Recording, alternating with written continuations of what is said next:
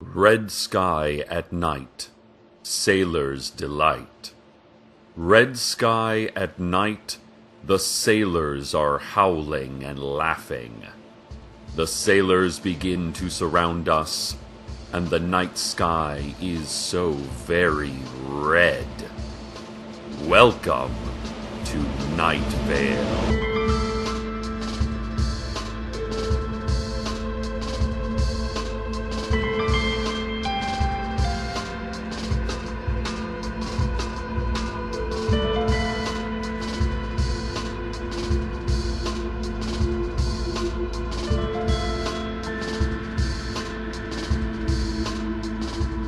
Listeners, I hate to start our program off with sad news, but our new station owner, Strex Corp, handed me a missing child alert right as I walked into the studio.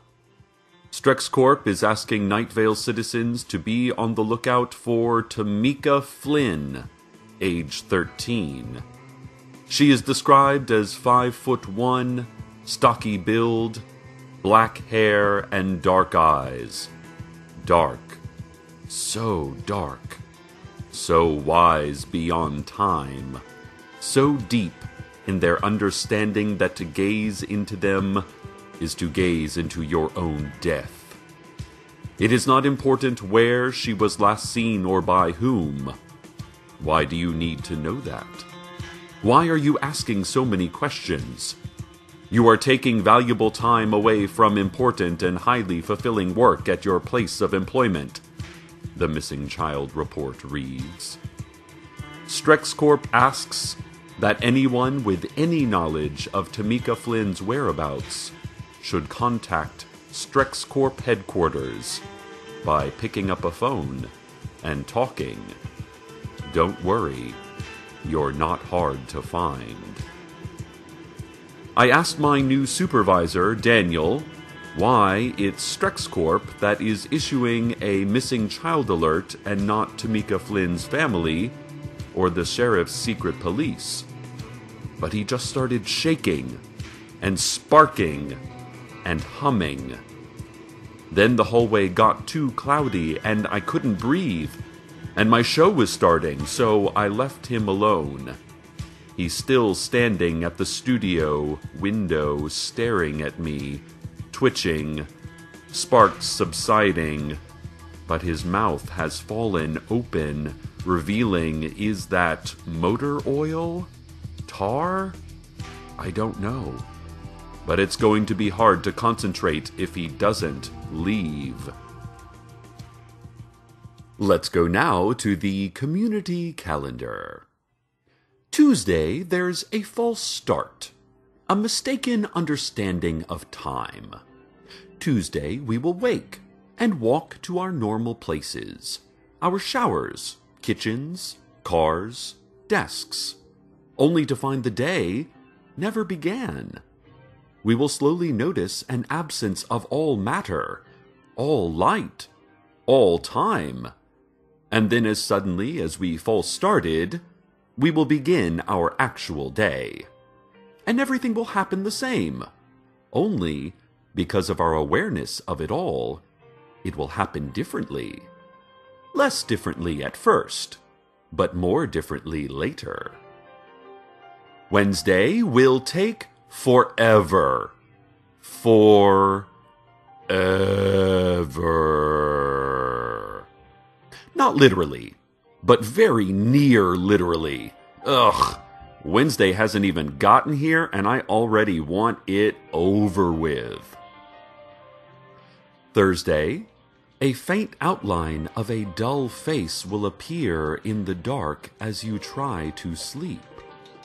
You will notice its blank stare, its straight, expressionless lips, its thick brow, and the subtle hint of slow, collected breaths. It will seem to be watching you, curious about you, as if it were not from here. It is not from here. You will lock eyes. You will barely be able to make out the face's humanoid features, but you will know. deep down, it is not human. Not human at all. What does it want? You will think. Probably nothing. Let it go. Get some sleep. Friday is an open house at the KuraNightVale Community College. Thinking of furthering your education? Considering taking winter semester classes? Well, it's a trap. Do not go near the KuraNightVale Community College this Friday. Ha! Nice try, giant worms. But we know your tricks. Faking a community college open house is very obvious, don't you think? I mean, it was a nice touch, creating a fake press release to get into various news outlets like ours, but we see through you. No, we really do. Your skin is translucent and it's kind of gross. No offense. Saturday, everyone is their own person. You are free to disregard others and recognize yourself as one for once. Pour some wine. Draw a bath. Light some incense. And grab a city-approved novel. It's your time. Sunday will be full of regret. Also joy. Also laughter. Also conversation. Also long stretches of unmemorable moments. It will mostly be that last thing. In your old age, as you look back on your life, if someone were to ask what happened on that Sunday, you remember that one Sunday, with the regret and joy and laughter and conversation. If someone were to ask you that, you would be hard-pressed to come up with a single memorable moment from this coming Sunday. This has been the Community Calendar. An update on our missing child report. We just received word that 13-year-old Tamika Flynn is not missing. This word came from Tamika herself. Witnesses said they saw Tamika standing atop the pedestal of one of this town's most historical works of art, the 138-year-old bronze statue of actor Lee Marvin, just outside the KuraNightVale post office. Tamika told a gathered crowd that she was not missing. She has never been missing. She clarified that she has always been where she has been. She has always been from where she is from. And she will always be going where she is going.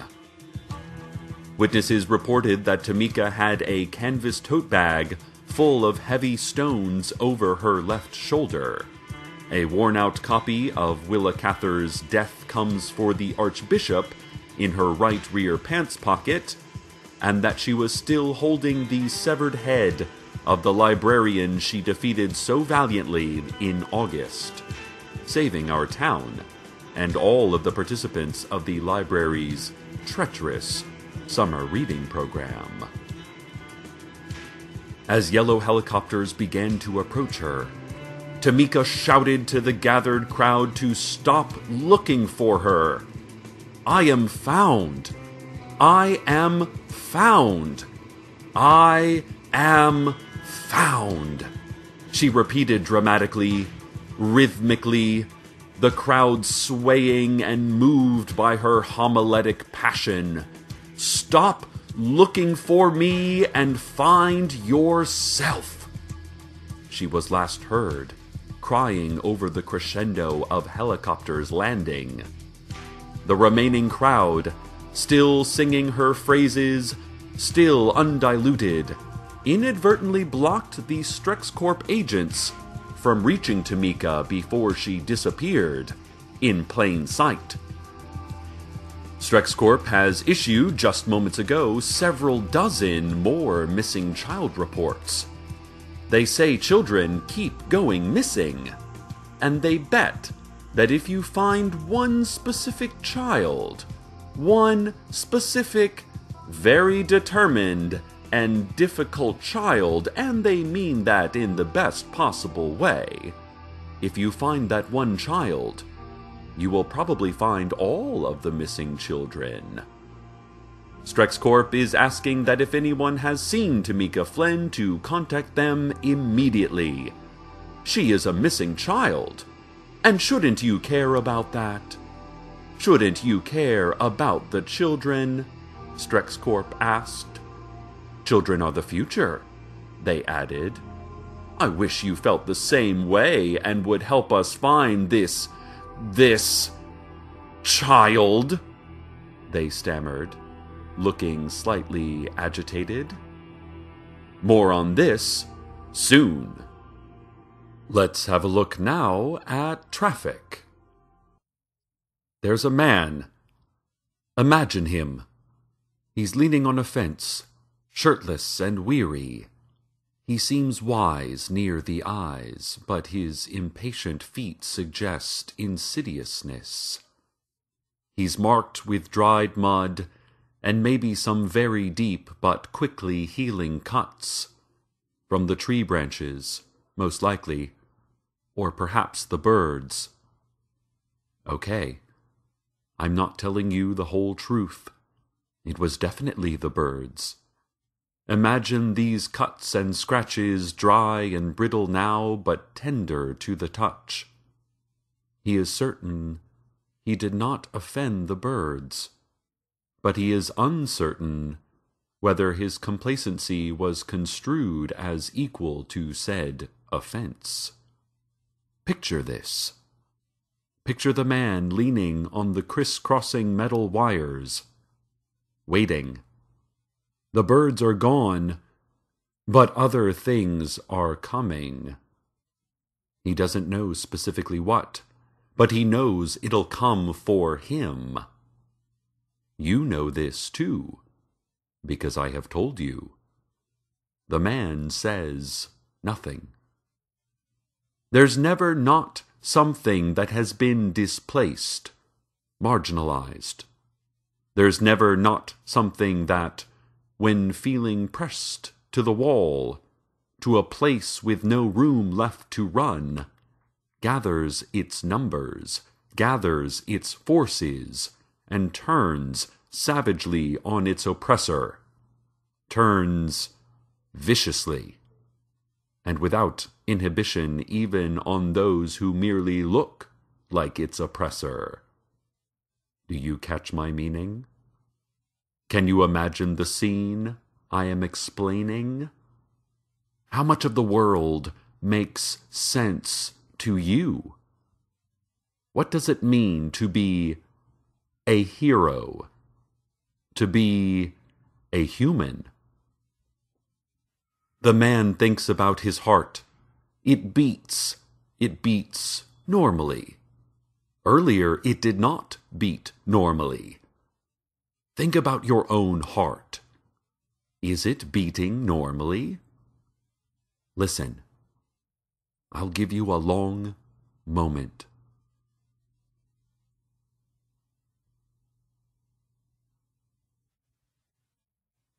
How is your heart? Do you remember the man? The one on the fence, shirtless and scarred, with the normally beating heart? He's not real. Take him out of the story, but leave the story.